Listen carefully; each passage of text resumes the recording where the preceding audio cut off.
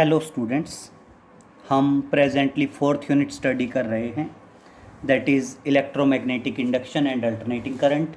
हम alternating current वाला chapter पढ़ रहे हैं। अल्टरनेटिंग करंट में हम बेसिकली पढ़ रहे थे फेज डिफरेंस। देखिए, हमने प्रीवियस लेक्चर में बताया था कि आपके टोटल 4 सर्किट होते हैं।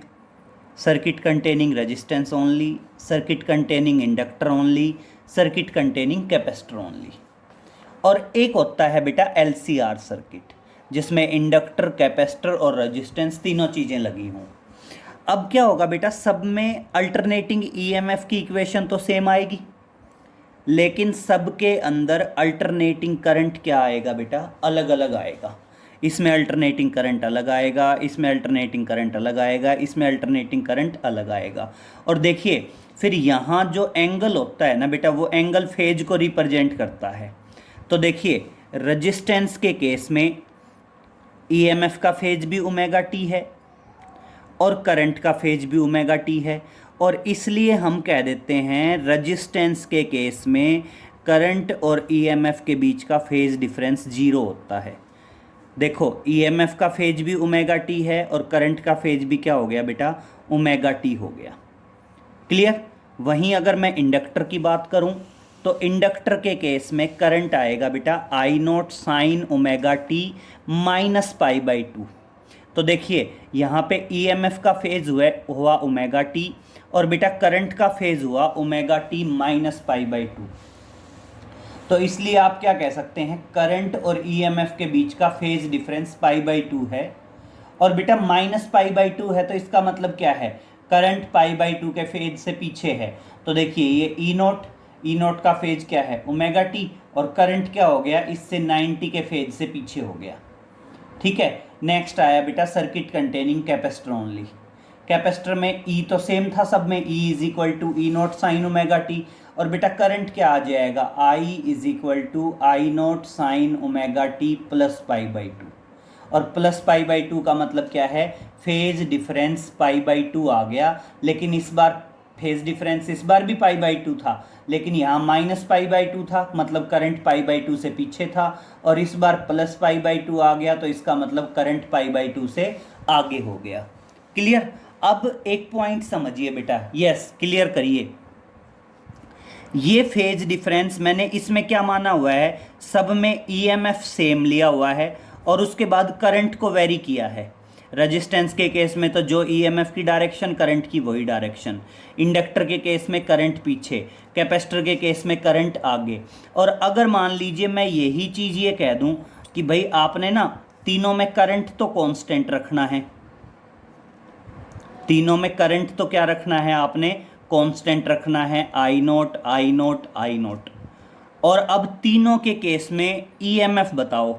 तो देखिए रेजिस्टेंस के केस में तो जो करंट की डायरेक्शन वही EMF की डायरेक्शन। क्लियर। और बेटा इंडक्टर के केस में जो करंट की डायरेक्शन, EMF उससे 90 आगे, जो करंट की डायरेक्शन, EMF उससे 90 पीछे। समझ में आ गया बेटा। तो देखो, ये वाले जो फेज हैं ये तो क्या हैं, EMF को फिक्स करके करंट को मतलब करंट का फेज चेंज किया है। और अगर मैं करंट को कांस्टेंट करके EMF का फेज चेंज करूं तो समझ गए, रेजिस्टेंस के केस में तो जो करंट का फेज आएगा, EMF का फेज भी वही आएगा। इंडक्टर के केस में करंट से 90 आगे होगा EMF, और कैपेसिटर के केस में करंट से 90 पीछे होगा EMF। क्लियर। अब हमने टॉपिक पढ़ना है बेटा LCR सर्किट। और देखो, मैं पहले बता चुका हूं कि LCR सर्किट का जो अफेक्टिव रेजिस्टेंस होता है उसको बोलते हैं इम्पीडेंस। LCR सर्किट का जो अफेक्टिव रेजिस्टेंस होता है, उस अफेक्टिव रेजिस्टेंस को क्या बोल दिया जाता है बेटा, इम्पीडेंस बोल दिया जाता है। क्लियर। तो चलिए, अब हम एक क्वेश्चन कर रहे हैं, LCR सर्किट वाले पे आते हैं। तो LCR सर्किट वाले क्वेश्चन पे देखिए, सबसे पहले समझिए क्वेश्चन क्या है,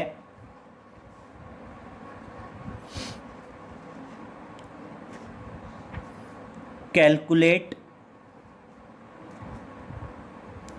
impedance in series LCR circuit.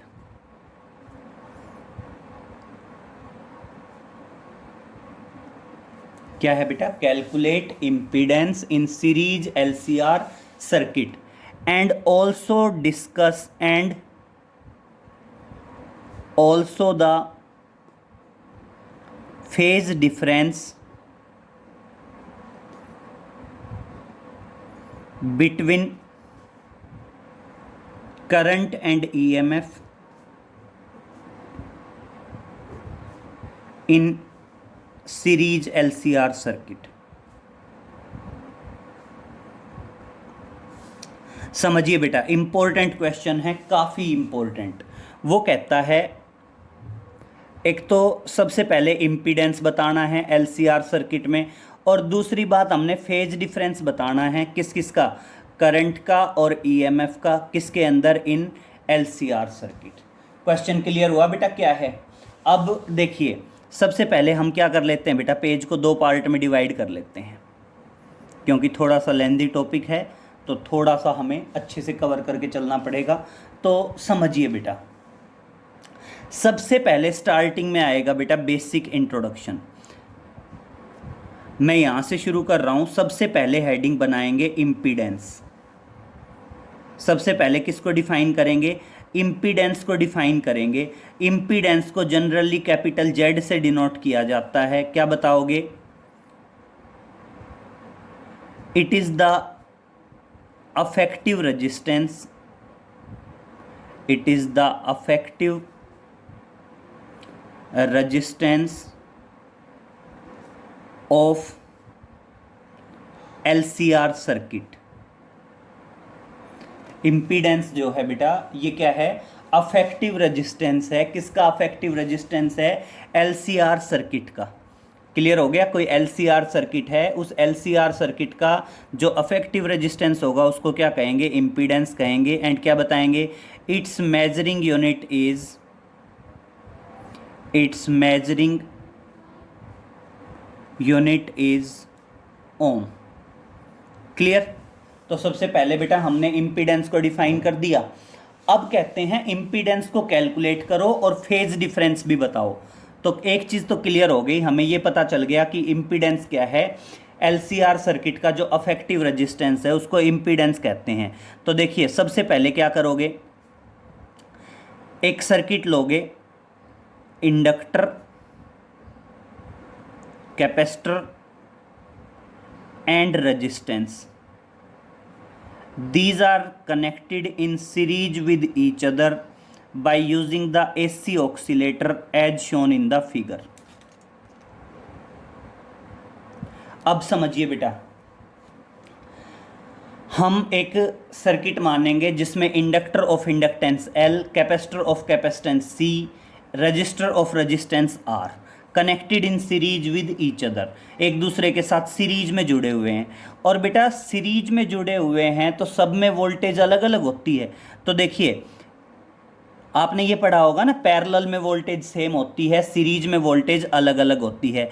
ये इंडक्टर था, ये कैपेसिटर था, ये रेजिस्टेंस था।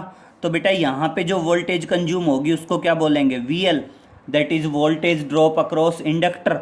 इसको क्या बोलेंगे? VC, voltage drop across capacitor. और इसको क्या बोलेंगे? VR, voltage drop across resistance. Clear? और अब देखिए बेटा, तीनों सीरीज में हैं, सीरीज में करंट की वैल्यू सेम होगी। और मान लीजिए पूरे सर्किट में सीरीज क्या है, आप पूरे सर्किट में करंट क्या है आपका? I0 है, क्योंकि वैसे भी सीरीज में करंट की वैल्यू क्या होती है? सेम। तो करंट क्या रहेगा? I0 रहेगा। और अब देखिए बेटा, मैं फेजर डायग्राम बना रहा हूँ। यस, समझने वाला पॉइंट है फेजर डायग्राम का।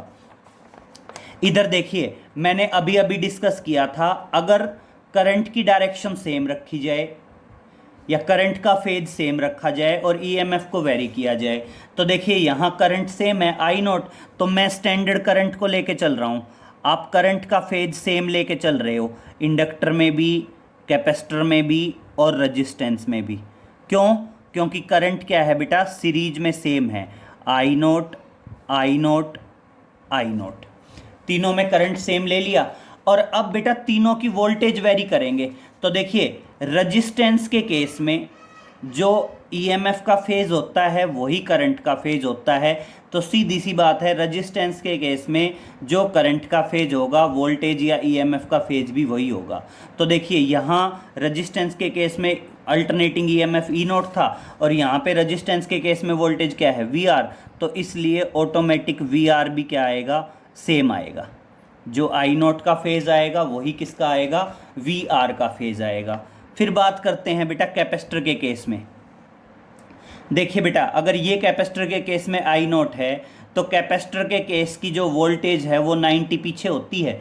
ये कैपेसिटर का केस है, कैपेसिटर के केस की हमने वोल्टेज क्या मानी हुई है, ई नोट, और वो करंट से 90 पीछे है। और यहाँ देखो कैपेसिटर के केस की वोल्टेज क्या है, वीसी, और करंट से 90 पीछे आएगी। तो ये मान लीजिए बेटा 90 का फेज डिफरेंस आ गया और ये एक तरह से क्या आ जाएगा, that is equal to VC, 90 के फेज से पीछे आ गया। क्लियर हुआ बेटा। और अब बच गया इंडक्टर। और देखिए अगर ये करंट है तो इंडक्टर की वोल्टेज क्या होती है, 90 आगे होती है। तो देखना ये करंट है और इंडक्टर की वोल्टेज क्या कर देंगे बेटा, 90 आगे कर देंगे। 90 आगे कर दिया तो ये इंडक्टर की वोल्टेज आ गई VL। समझ में आया बेटा। तो देखिए मैंने इसी में फेजर डायग्राम बनाया, तो आपको फेजर डायग्राम तीनों के कंबाइंड आने चाहिए। तो यहाँ पे देखिए इंट्रोडक्शन में कुछ लाइनें लिखी जाएंगी। कुछ लाइनें क्या लिखी जाएंगी, सिंपल कर रहे हैं। Consider an inductor of inductance L, capacitor of capacitance C and resistor of resistance R. These are connected in series with each other by using the AC oscillator. In these, voltage drop is VL, VC, VR respectively, and current is I naught, and their phasor diagram is shown in the figure. और बेटा जो इनके phasor diagram हैं वो क्या है, figure में shown है। ये फेजर डायग्राम हमारे पीछे के जो हमने तीनों डेरिवेशंस किए हैं वहाँ से कंक्लूड कर पाए हैं। और फेजर डायग्राम का आना जरूरी है क्योंकि बिना फेजर डायग्राम के हम आगे चल नहीं पाएंगे, क्वेश्चन को कंप्लीट नहीं कर पाएंगे। तो देखिए बेटा अब नेक्स्ट पे आते हैं। सॉरी, अब समझिए हम एक एक करके वोल्टेज ड्रॉप कैलकुलेट करने की कोशिश करते हैं। तो देखिए सबसे पहले कहते हैं VL क्या है, VL है maximum potential difference across inductor. बोल सकते हैं बेटा भाई L क्या है, इंडक्टर, और यहाँ पे VL क्या आएगा, VL आएगा the maximum potential drop across the inductor. जो आपका इंडक्टर है उस इंडक्टर के अंदर मैक्सिमम पोटेंशियल डिफरेंस क्या है, वो क्या आ जाएगा आपका VL। सेम कैपेसिटर में जो मैक्सिमम पोटेंशियल डिफरेंस है वो क्या आ जाएगा VC, और VR क्या है, मैक्सिमम वोल्टेज ड्रॉप या मैक्सिमम वोल्टेज अक्रॉस रेजिस्टेंस। तो चलो पहले यहीं से करते हैं। तो देखिए शुरुआत में यहीं से कर रहा हूँ। सबसे पहले क्या लिखेंगे, the maximum voltage across the resistance is. तो देखिए क्या बताएंगे, the maximum voltage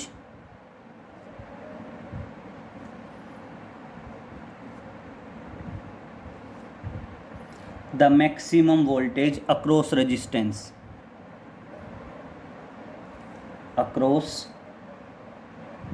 R। Across resistance हो गया ना, तो रेजिस्टेंस के अक्रॉस मैक्सिमम वोल्टेज क्या है VR। और बेटा ओम्स ला क्या कहता है, V is equal to RI। तो देखना एक तरह से आप कह सकते हैं करंट इसमें भी I नोट है, इसमें भी I नोट है, इसमें भी I नोट है। तो ओम्स ला लगाएंगे तो I note into resistance R आ गया बेटा। क्लियर हुआ। सेम इसी तरह आप क्या बताओगे, वैसे भी ये तो क्लियर है कि I नोट और VR दोनों का फेज क्या है बेटा, सेम है। अब दूसरा बताएंगे the maximum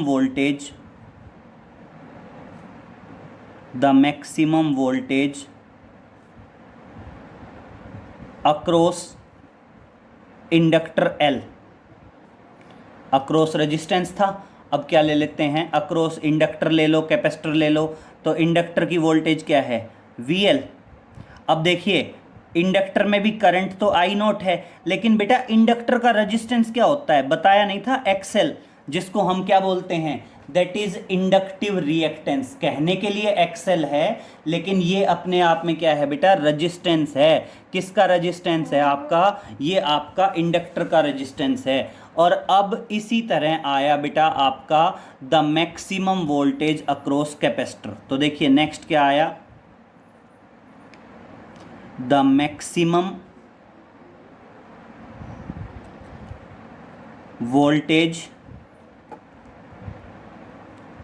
across capacitor, across capacitor. और कैपेसिटर के अक्रॉस जो मैक्सिमम वोल्टेज है उसको अब क्या लिखेंगे, वीसी से। और देखो बेटा करंट तो कैपेसिटर में भी आई नॉट है, क्योंकि तीनों सीरीज में हैं, तो जो करंट यहाँ पे है वही करंट यहाँ पे है, वही करंट यहाँ पे है, तो कैपेसिटर में भी करंट तो आई नॉट ही आएगा। लेकिन कैपेसिटर का रेजिस्टेंस क्या होता है, एक्सी, जिसको हम क्या बोलते हैं बेटा, कैपेसिटिव रिएक्टेंस बोलते हैं। अब देखिए आपकी मर्जी है, आप इसको सिंपल शो करो, वेक्टर की फॉर्म में शो करो। बस मेन बात ये है, हमने ये ध्यान रखना है, रेजिस्टेंस के केस में वोल्टेज और करंट दोनों का फेज सेम है। कैपेसिटर के केस में वोल्टेज 90 के फेज से पीछे है, और इंडक्टर के केस में वोल्टेज 90 के फेज से आगे है। तो अब मैं यहाँ पे लिख रहा हूँ combining all the phasor diagrams. तो देखिए तीनों के फेजर डायग्राम अलग अलग हैं, और अब मैं क्या कह रहा हूँ, तीनों के फेजर डायग्राम को कंबाइंड कर रहा हूँ। तो समझिए आप क्या बताओगे,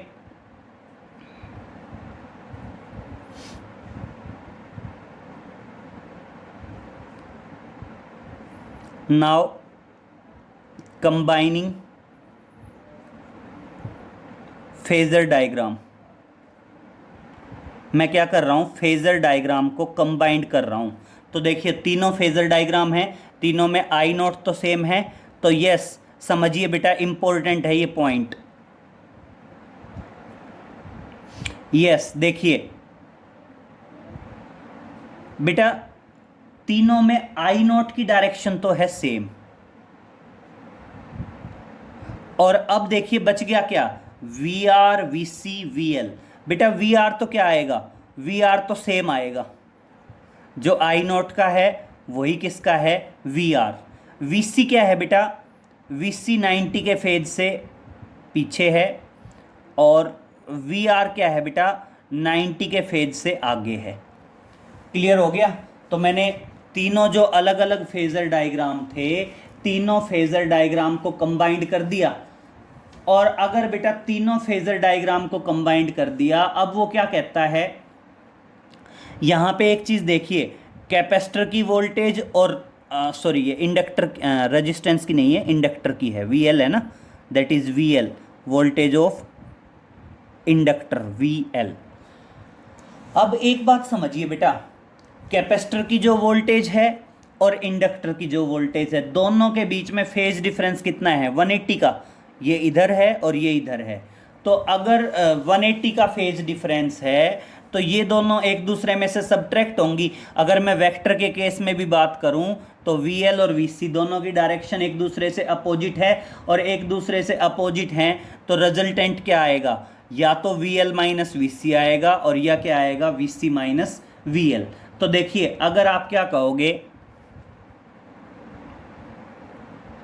if V L is greater than V C, अगर आपका जो वी एल है वो वी सी से ज़्यादा है, अगर वी एल वी सी से ज़्यादा है तो इसको क्या कहेंगे, that is inductance dominated circuit. क्या कहेंगे, that is inductance dominated circuit, inductance dominated circuit. अगर बेटा इंडक्टेंस डोमिनेटेड सर्किट है, इंडक्टेंस डोमिनेटेड सर्किट है, तो V L is greater than V C है, देयरफॉर रिजल्टेंट वोल्टेज किसके बराबर आएगी, V L minus V C आएगी भाई, क्योंकि दोनों का फेज एक दूसरे से अपोजिट है, और दोनों का फेज एक दूसरे से अपोजिट है, तो रिजल्टेंट वोल्टेज क्या आई, वी एल माइनस वी सी आई। तो मान लीजिए बेटा ये यहाँ तक आ गया और ये आपका रिजल्टेंट है और ये रिजल्टेंट वोल्टेज क्या आई, VL माइनस VC आ गई। क्लियर। और अब हमने रिजल्टेंट निकालना था तीनों का, VL VC VR।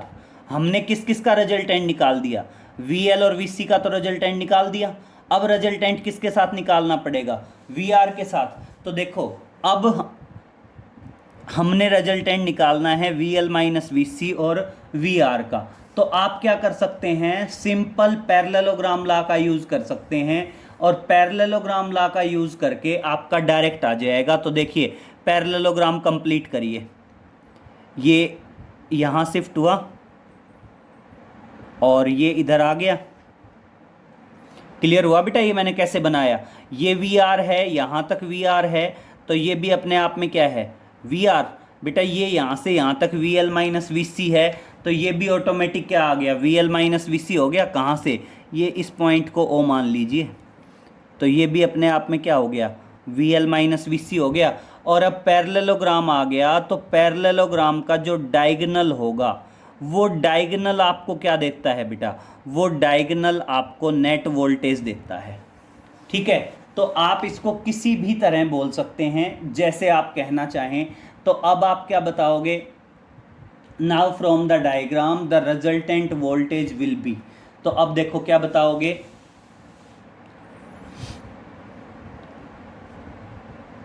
नाउ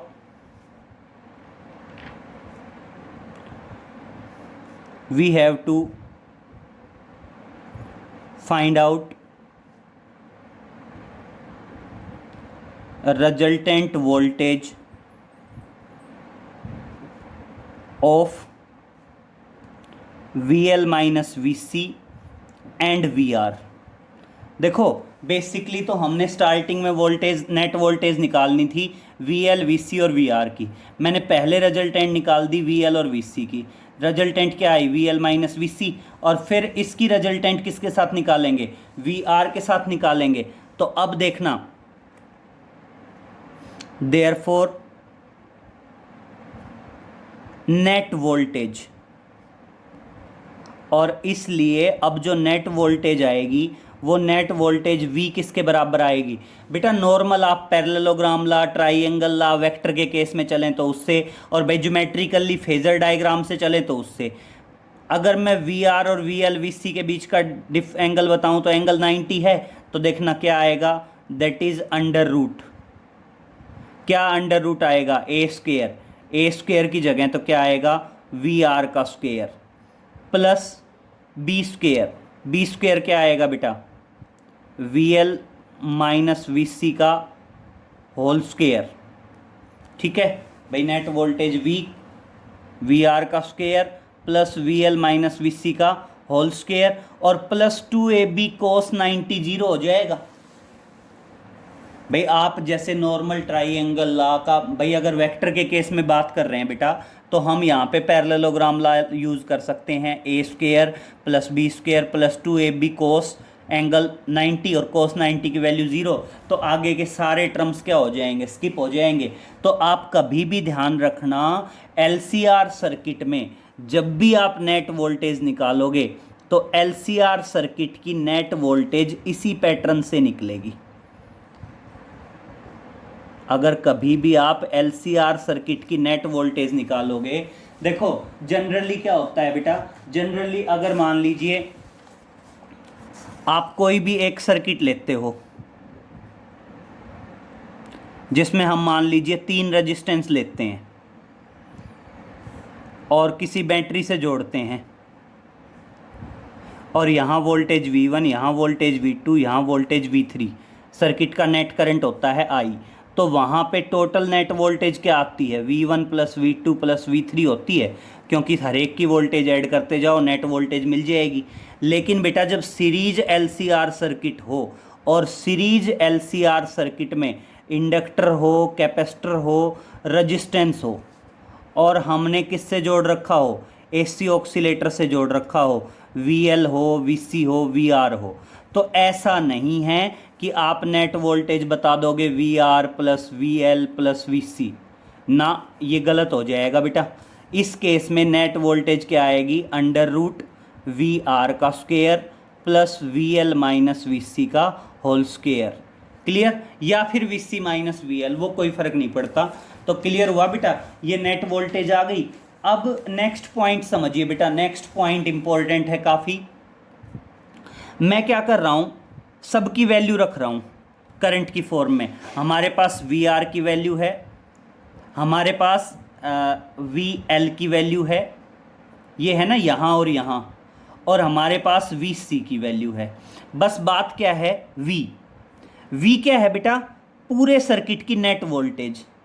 तो पूरे सर्किट का नेट करंट क्या है, आई नोट, और पूरे सर्किट का नेट रेजिस्टेंस क्या है, जेड। तो यहां पे समझिए बेटा आप, यहां पे मैं वी की जगह तो लिख सकता हूं आई नोट इंटू जेड। समझ में आया ये मैंने कैसे लिख दिया वी की जगह? भाई वी क्या है, पूरे सर्किट की नेट वोल्टेज है, तो पूरे सर्किट का नेट करंट क्या है, आई नोट, पूरे सर्किट का नेट रेजिस्टेंस क्या है, जेड। तो सिंपल क्या आ गया, आई नोट इंटू जेड आ गया। बाकी सबकी वैल्यू हमारे पास है ही, बाकी सबकी वैल्यू रखते चले जाइए। That is under root V R की वैल्यू, वी आर की वैल्यू क्या आएगी, आई नोट इंटू आर, इसका स्क्वायर। क्लियर। नेक्स्ट क्या आया, प्लस वी एल की वैल्यू, वी एल की वैल्यू क्या है, I naught X L, V C की value I naught X C, और बेटा स्क्वायर तो है ही है और साथ में अंडर रूट है। क्लियर। अब देखना बेटा, अगर मैं यहां से आई नोट का स्क्वायर, यहां से आई नोट का स्क्वायर, तो अंदर से आई नोट का स्क्वायर कॉमन लूं, अंडर रूट और आई नोट एक दूसरे को कैंसिल करेंगे। तो समझिए बहुत ध्यान से, यस ये पॉइंट समझने वाला है। तो देखिए नेक्स्ट पॉइंट हमारा क्या आएगा बेटा, नेक्स्ट पॉइंट हमारा आ जाएगा ये,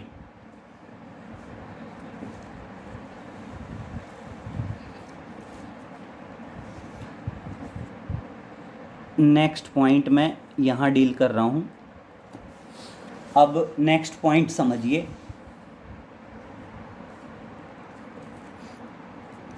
यहां से ये है I note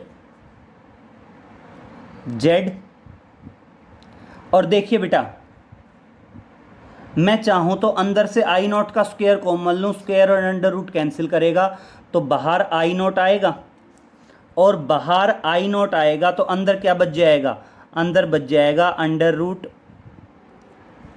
are square plus XL minus XC का होल स्क्वायर। आई नोट से आई नोट कैंसिल, और इस तरह से जेड किसके बराबर आ गया, जेड बराबर आ गया under root R square plus XL minus XC का होल स्क्वायर। और ये हमारे पास किसकी वैल्यू हो गई बेटा, इम्पीडेंस की वैल्यू हो गई। क्लियर हुआ। तो देखो उसने हमें क्या कहा था, उसने हमें कहा था कि आप कैलकुलेट करिए इम्पीडेंस। क्या कैलकुलेट करिए, इम्पीडेंस कैलकुलेट करिए। तो हमने यहाँ पे इम्पीडेंस कैलकुलेट कर दिया, और अब कहता है फेज डिफरेंस बताइए करंट और वोल्टेज के बीच में। तो देखिए बेटा नेट वोल्टेज ये है, ठीक है, और हम ये एंगल मान लेते हैं फाई, ये एंगल क्या मान लेते हैं, फाई मान लेते हैं। तो अगर मैं वोल्टेज की स्टैंडर्ड इक्वेशन लूं तो करंट फाई के एंगल से पीछे आएगा। और अब देखिए नाउ अल्टरनेटिंग ईएमएफ या अल्टरनेटिंग वोल्टेज कैसे दिया जाएगा, V is equal to V naught sine omega t. अगर आप E से लेते हैं तो क्या आ जाएगा, E is equal to E note sine omega T, और I क्या आएगा, I is equal to I note sine omega t minus phi, क्योंकि पीछे आ गया ना भाई, करंट जो है वो फाई से पीछे आया, तो इस तरह से लिख सकते हैं। और अब एक पॉइंट और समझिए बेटा, यस ये कंडीशन कब थी, जब VL is greater then VC था। अगर मैं ये कह दूं, स्पेशल केस में डालिए, कौन सा special case, if VC is greater then VL, अगर आपका VC is greater then VL, अगर यहां तो क्या था VL is greater then VC, अब मैं क्या बता रहा हूं, अगर VC is greater then VL, अब समझिए बेटा, अगर VC is greater then VL होगा तो उस टाइम पे रिजल्टेंट नीचे की तरफ आएगा VC माइनस VL, और फिर पैरेललोग्राम ला नीचे की तरफ बनेगा। अगर VC माइनस VL आएगा तो यहाँ XC माइनस XL आएगा, और ऑटोमेटिक आपका जो इम्पीडेंस है Z, वो इम्पीडेंस Z किसके बराबर हो जाएगा बेटा, इम्पीडेंस Z बराबर हो जाएगा that is under root R square plus XC minus XL का होल स्क्वेयर। ये किसकी वैल्यू आ जाएगी, इम्पीडेंस की वैल्यू आ जाएगी।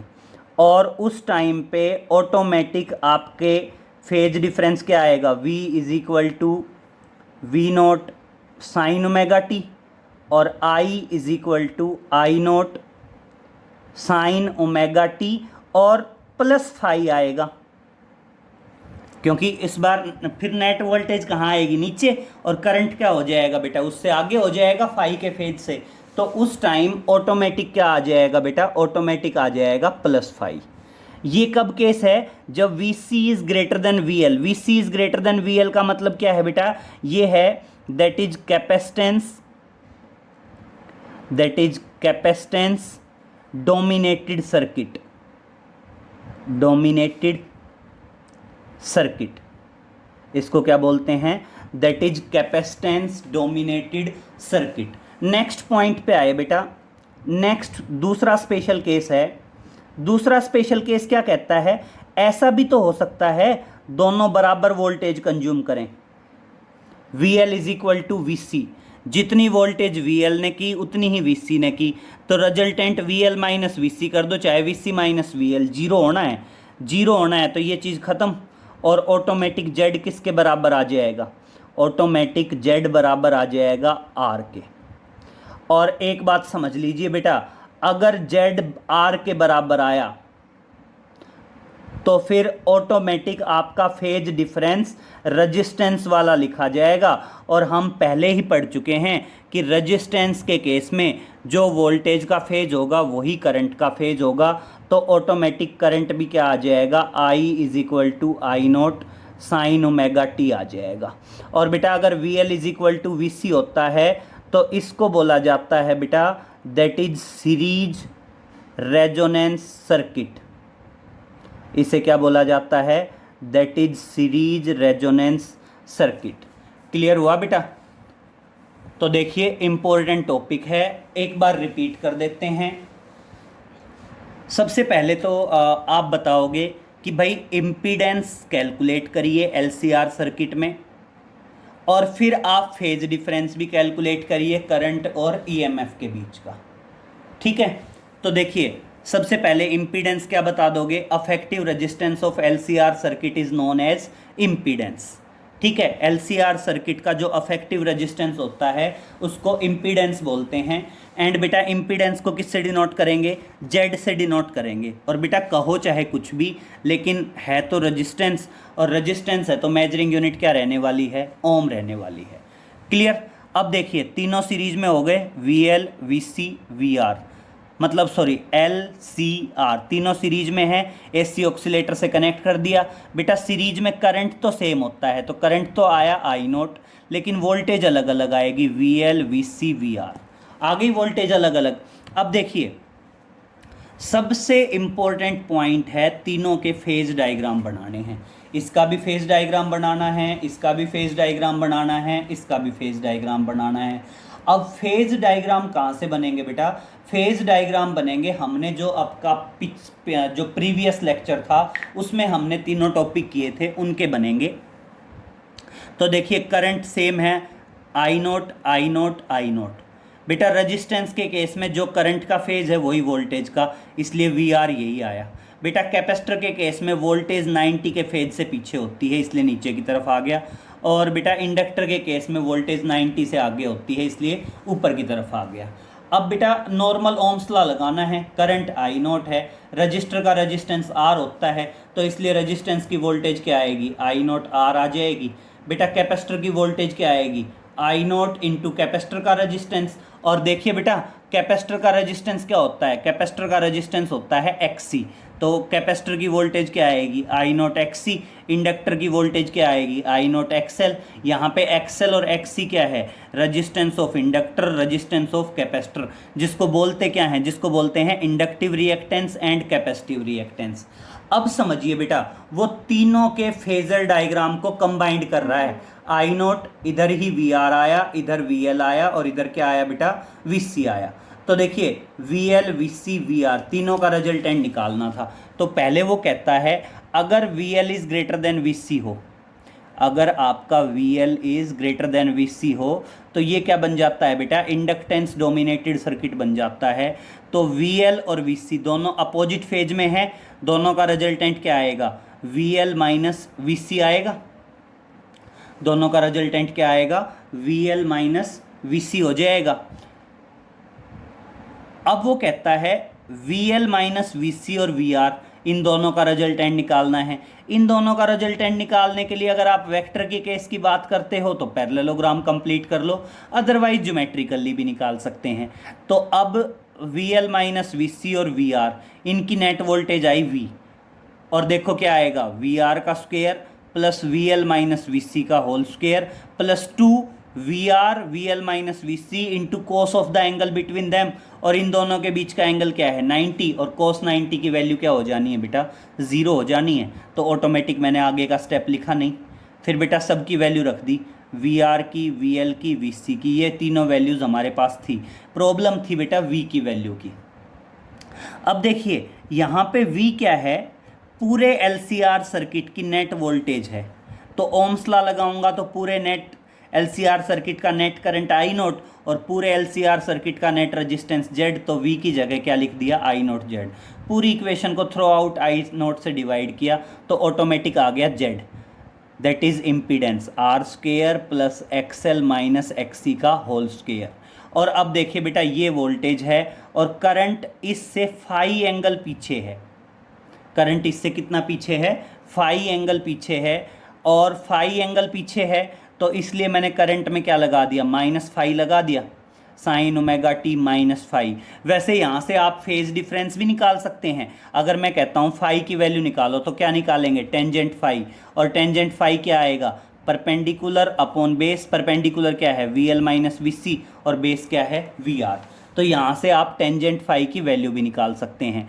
बस दो बातें ध्यान रखने वाली हैं जो इम्पोर्टेंट है। अगर बेटा इंडक्टेंस डोमिनेटेड सर्किट है तब तो क्या होगा, वी एल माइनस वी सी होगा, और ऑटोमेटिक इम्पीडेंस में क्या आएगा, एक्सएल माइनस एक्सी का स्क्वायर आएगा, और करंट फाई से पीछे आएगा। और अगर बेटा आपका कैपेसिटेंस डोमिनेटेड सर्किट है, मतलब अगर यहाँ सिचुएशन ये हो जाए कि V L greater than V C की बजाय V C greater than V L हो जाए, तो बेटा उस टाइम पे समझिए रिजल्टेंट नीचे की तरफ आएगा, V C minus V L. V C minus V L आएगा तो नेट वोल्टेज भी नीचे आएगी, और नेट वोल्टेज ऑटोमेटिक क्या बन जाएगी, वी आर का square plus V L minus V C की बजाय क्या आ जाएगा, V C minus V L, और ऑटोमेटिक यहाँ पे क्या आ जाएगा, X C minus X L का होल स्क्वायर। तो इसलिए इम्पीडेंस क्या आ जाएगा, Z is equal to R square plus X L minus X C का होल स्क्वायर। क्लियर। और इस बार बेटा वोल्टेज अगर 90 पीछे है तो मतलब वोल्टेज अगर इधर है नीचे की तरफ है तो करंट इससे फाई आगे आएगा, और इसलिए ऑटोमेटिक यहाँ पे क्या आ जाएगा, प्लस फाई आ जाएगा। और तीसरा और मेन इंपॉर्टेंट सिचुएशन है, अगर इंडक्टर और कैपेसिटर दोनों बराबर वोल्टेज कंज्यूम करें तो दोनों अपोजिट हैं, एक दूसरे को कैंसिल कर देंगे, एक दूसरे को कैंसिल कर देंगे तो वी एल माइनस वी सी ये फैक्टर 0 हो जाएगा, और ऑटोमेटिक जेड किसके बराबर आ जाएगा, आर के बराबर। और बेटा एक बात बताओ, जब जेड आर के बराबर आया तो ये तो रेजिस्टेंस वाला केस रह गया, और रेजिस्टेंस वाला केस रह गया तो ऑटोमेटिक करंट और ईएमएफ के बीच का फेज डिफरेंस क्या हो जाएगा, करंट और ईएमएफ के बीच का आपका फेज डिफरेंस 0 हो जाएगा। क्लियर। तो इसलिए इम्पोर्टेंट क्वेश्चन है, थोड़ा सा ध्यान रखना है कि आप भैया तो इंडक्टिव डोमिनेटेड सर्किट को एक्सप्लेन कर रहे हो या कैपेसिटिव डोमिनेटेड को एक्सप्लेन कर रहे हो, तो इस सीरीज एलसीआर सर्किट में एक हो सकता है आपका इंडक्टिव डोमिनेटेड सर्किट, एक हो सकता है आपका कैपेसिटेंस डोमिनेटेड सर्किट, और एक हो सकता है आपका series resonance circuit. Clear? Inductance dominated circuit में क्या होगा, VL is greater then VC होगा, ये इम्पीडेंस आएगा और करंट फाई से पीछे आएगा। कैपेसिटेंस डोमिनेटेड सर्किट में क्या होगा बेटा, VC is greater then VL आएगा, Z की वैल्यू ये आएगी और करंट फाई से आगे आएगा, तो इसलिए करंट में क्या आएगा, प्लस फाई। और अगर VL is equal to VC होगा तो वो सीरीज रेजोनेंस सर्किट होगा।